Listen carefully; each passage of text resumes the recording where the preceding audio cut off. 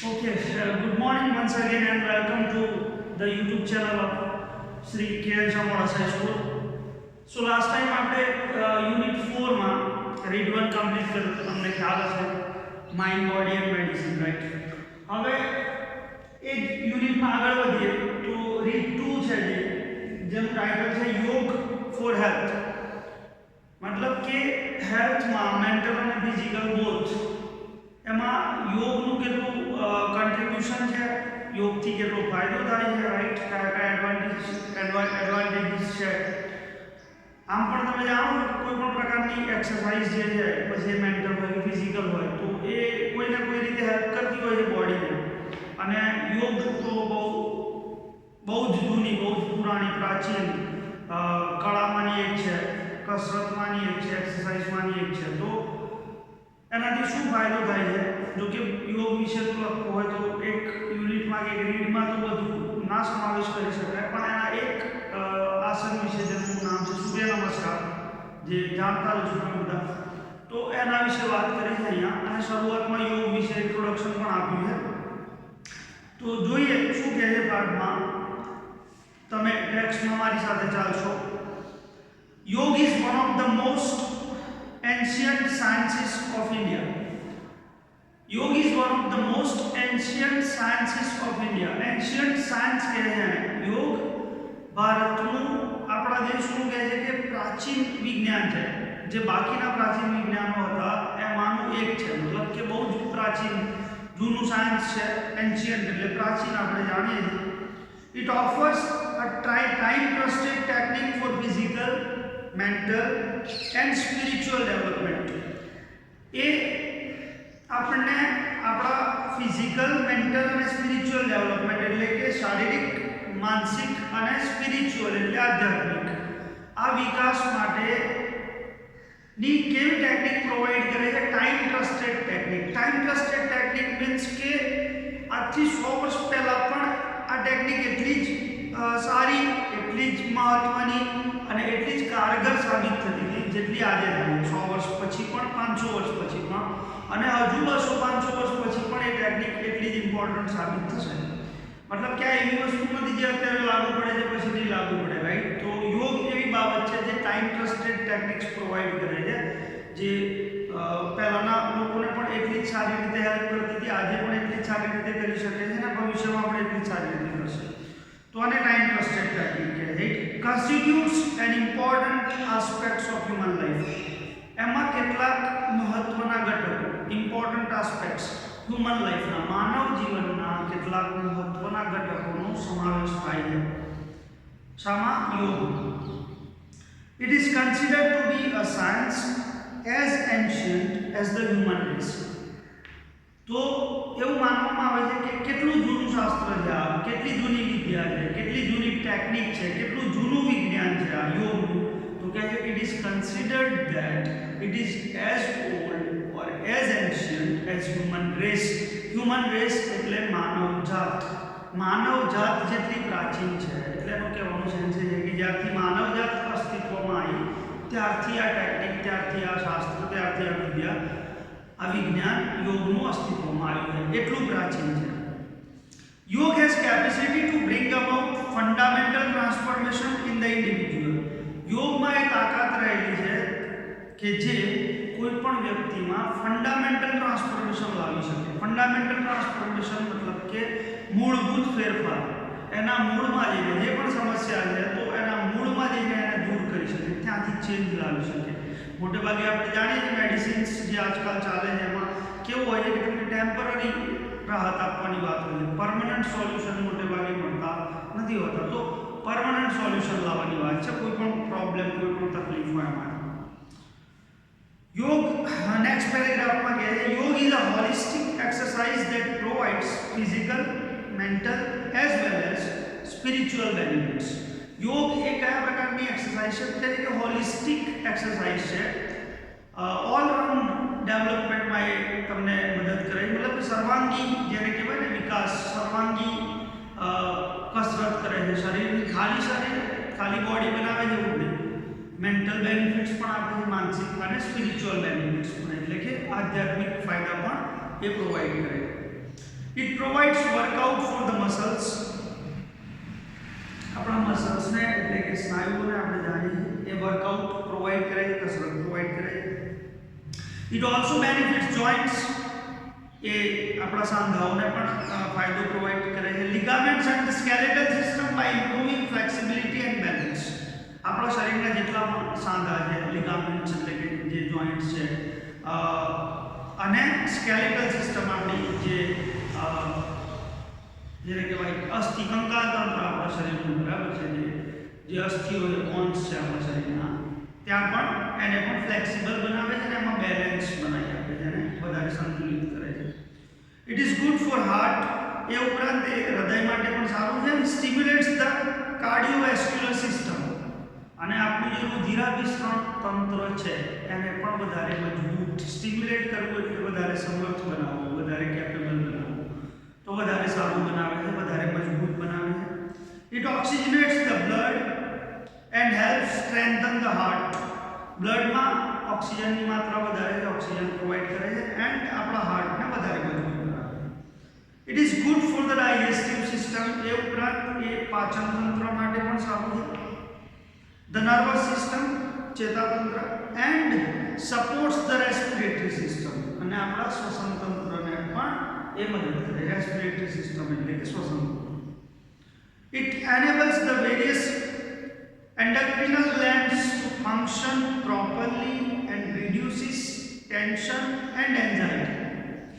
It enables the various endocrinal glands. Endocrinal glands એટલે અંતઃસ્ત્રાવી ગ્રંથિઓ. એ આપણી જે અંતઃસ્ત્રાવી ગ્રંથિઓ છે એને વ્યવસ્થિત કામ કરવા માટે, ટુ ફંક્શન પ્રોપરલી, એ સારી રીતે કામ કરી શકે એ રીતે એને સમર્થ બનાવે છે, રાઈટ, અને મજબૂત કરે છે. એની કાર્યદક્ષતા જેને કહીએ આપણે, કામ કરવાની તાકાત વધારે છે. And રિડ્યુસિસ tension and anxiety. અને કોઈ પણ જાતની તાણ કે ચિંતા હોય તો એમાં ઘટાડો કરે છે. કોણ? યોગ. If you suffer from insomnia, yoga will help you to sleep well. જો તમે અનિદ્રાથી પીડાતા હોય, મોટે ભાગે આ ઉંમરમાં તો આપણે અનિદ્રાથી પીડાતા નથી હોતા, વધારે પડતી નિદ્રાથી પીડાતા હોઈએ છીએ. Just kidding. બટ માની લો કે કોઈ જે હોય છે કેટલાક લોકો જેને ટેન્શન હોય, કામ હોય, તો ઇન્સોમનિયા, તમે જાણો છો કેટલાકને ટેબ્લેટ્સ લેવી પડતી હોય છે સુવા માટે, તો ઇન્સોમનિયાથી પીડાતા હોય તો એ લોકોને યોગ મદદ કરે છે સારી રીતે સુવા માટે. Thus, yoga is useful in many psychophysical ailments. તો આ રીતે જોઈએ તો ઘણી બધી માનસિક અને શારીરિક એલિમેન્ટ્સ એટલે સમસ્યાઓ હોય, દર્દ, દુઃખ, તકલીફ, જેટલી પણ માનસિક કે શારીરિક સમસ્યાઓ તેમાં ક્યાંક ને ક્યાંક યોગ જે છે એ તમને હેલ્પફુલ સાબિત કરે. સૂર્ય નમસ્કાર is an ancient form of યોગ. સૂર્ય નમસ્કાર એ એન્શિયન્ટ સ્વરૂપ એટલે કે પ્રાચીન સ્વરૂપ છે યોગનું. બહુ ઘણા વર્ષોથી, ઘણા સમયથી, ઘણા યુગોથી ચાલતું આવે. This form of yoga is a complete meditative technique. આ જે સ્વરૂપ છે યોગનું, સૂર્ય નમસ્કાર, એ કેવી ટેકનિક છે? તો મેડિટેટિવ ટેકનિક છે. આમ પણ યોગમાં એટલે કોઈ પણ કસરતમાં મોટે ભાગે એવું કહેવામાં આવે છે કે મેડિટેશનનો રોલ બહુ ઇમ્પોર્ટન્ટ છે. એ કામ કરતી વખતે તમારું ધ્યાન જેટલું છે એમાં, એ કોઈ પણ એક્સરસાઇઝ કરતી વખતે એ એના આધારે નક્કી થાય છે કે એનું રિઝલ્ટ કેવું મળશે. તો મેડિટેટિવ ટેકનિક છે. મેડિટેટિવ એટલે તમે જાણતા ચિંતનાત્મક, જેમાં ચિંતન કરવાનું હોય, ધ્યાન કરવાનું હોય એક દિશામાં. It includes asanas and pranayamas. એમાં કેટલાક આસન્સનો સમાવેશ થાય, કેટલાક પ્રાણાયામ્સનો સમાવેશ થાય. It is a combination of 12 different postures. એમાં તમને અલગ અલગ 12 પોસ્ચર જોવા મળશે. પોસ્ચર એટલે કે શરીરની સ્થિતિ. જ્યારે તમે ઊભા છો કે તો તમે ચાલી રહ્યા છો ત્યારે શરીર કઈ મુદ્રામાં છે, એને મુદ્રા કહીએ આપણે. તો જેમાં તમે ટેક્સ્ટ બુકમાં જોઈ શકો છો અલગ અલગ 12 મુદ્રાઓ બતાવીએ, તો એને પોસ્ચર કહેવામાં આવે છે. આનું પ્રોનાઉન્સિએશન પણ ધ્યાન રાખજો. આ પોસ્ચર વંચાઈએ, કોઈ રીતે વાંચતા નહીં, પોસ્ટર જેવું નામ છે. It is a combination of 12 different postures. આમાં 12 અલગ અલગ મુદ્રાઓનું કોમ્બિનેશન હોય છે, followed in a particular sequence. જે એક ચોક્કસ સિક્વન્સમાં થવી જોઈએ. 12 મુદ્રાઓ આડાઅવળી નહીં, એ જેમ કીધી જેમ, પછી પહેલા આ પોઝિશન, પછી આ પોઝિશન, પછી આ, તો એ રીતે સિક્વન્સમાં, એક જ સિક્વન્સમાં 12 મુદ્રાઓ with a specific breathing pattern. અને સ્પેસિફિક એટલે ચોક્કસ, એમાં ચોક્કસ પછી શ્વાસોશ્વાસની પેટર્ન છે. જ્યાં એને શ્વાસ છોડવાનું કહ્યું છે ત્યાં છોડવાનું, જ્યાં ઊંડો શ્વાસ લેવાનું કહ્યું છે ત્યાં ઊંડો શ્વાસ લેવાનો. તો ચોક્કસ પ્રકારની બ્રીથિંગ પેટર્ન સાથે મુદ્રાઓ કરવાની છે. It helps an individual to vitalize and unblocks the whole system. આ સૂર્ય નમસ્કાર જે છે એ માણસને એની વાઇટલાઇઝ કરવામાં, એટલે કે વાઇટલાઇઝ કરવું, એનર્જાઇઝ કરવું, એનર્જી વધારવી શરીરની, બાકી સિસ્ટમની એનર્જી વધારવામાં અને એને અનબ્લોક કરવામાં. અનબ્લોક એટલે કંઈ પણ જકડાઈ ગયું હોય કોઈ પણ જગ્યાએ શરીરમાં, આપણે જાણીએ છીએ ત્યાં સાંધાઓમાં આપણને ટેન્શન ફીલ થતું હોય તો એ રિલેક્સ કહેવાય, બોડીને ફ્રી કરવા માટે, રાઈટ. એ જે પણ પ્રકારનું ક્યાંય પણ જકડાઈ ગયું છે ત્યાં તો તાણ લાગે તો એને મુક્ત કરવા માટે એ હેલ્પ કરે. It reduces fat from almost all parts of the body. એ ઉપરાંત એ શરીરના લગભગ દરેક પાર્ટમાંથી ફેટ, જે વધારાની ચરબી જેને કહેવાય, કે જે સમસ્યા છે આજકાલ લોકો લીન થવા માટે, જીમ થવા માટે, બોડીને વ્યવસ્થિત સ્ટ્રક્ચર આપવા માટે જીમ કરતા હોય, ફેટને બાળવા માટે. તો આ કે તમને ફેટ બાળવામાં પણ, ફેટને દૂર કરવામાં, વધારાનું જે ફેટ છે શરીરમાં એને દૂર કરવામાં મદદ કરે છે. As it stretches and tones each and every muscle. કારણ કે એ જ્યારે તમે સૂર્ય નમસ્કાર કરો છો ત્યારે શરીરના લગભગ દરેક ભાગનો મસલ ખેંચાય છે અને ટોન એટલે મજબૂત થવું. ખેંચાય એટલે મસલ્સ મજબૂત થાય, રાઈટ. તો આ એને ઇન્ટ્રોડક્શનમાં વાત કરી છે. હવે આપણને સમજાવે છે નેક્સ્ટ સ્ટેપમાં હાઉ ટુ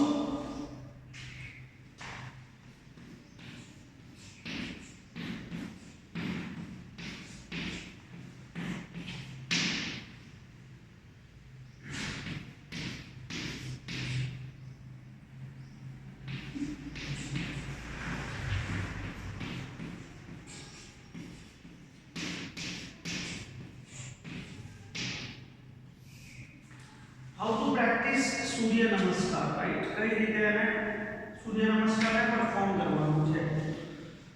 તો એને ફોટો પણ આપ્યો છે સાઈડમાં, તમે ટેક્સ્ટબુકમાં જોઈ શકો, જેમાં એને મુદ્રાઓ સમજાવી. આમ તો મોટાભાગના લોકો જાણતા હશો તમને કે સૂર્ય નમસ્કારમાં કઈ રીતે મુદ્રાઓ કરવાની હોય.